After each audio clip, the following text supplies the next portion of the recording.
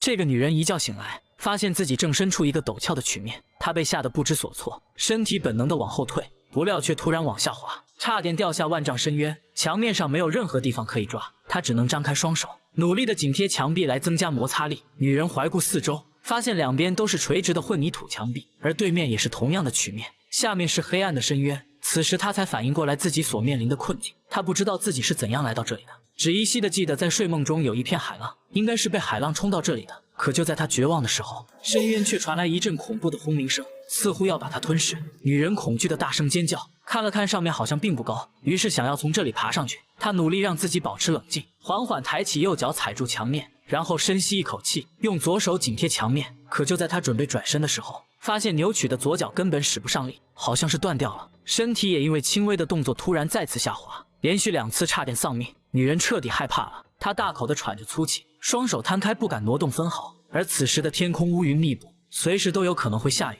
到时候必死无疑。她必须要想办法上去，但2只手也因为支撑身体被磨得鲜血直流，血液使墙面变得很湿滑。她必须双手交替擦掉手中的血迹，剧烈的疼痛让她不断的对着手吹气。等到双手稍作缓解之后，再放回曲面上稳住身体。可即使面对这样的绝境，强大的求生欲还是让她拼了命的往上移动。她每爬一步就停下来擦干手中的血迹。可就在她准备继续时，突然发现对面的曲面不对劲，上面竟然也同样出现了2道血迹，好像是另一个人留下的。在经过不断的挣扎后，掉入了深渊。她不敢多想，只能尝试着继续向上挪动，但这样已经是极限了。她再次滑落到了原点。等她回过神来看向对面，发现又多了2道血迹，似乎在记录她的求生经历，告诉她再怎么努力都是徒劳。接下来只要她每挪动一次，对面就会出现相同的血迹。女人仿佛已经看到了自己的结局，但是她不想妥协，反复做着同样的动作。她摊开手掌，看着早已血肉模糊的手，一颗雨水突然滴在她的手心，紧接着电闪雷鸣，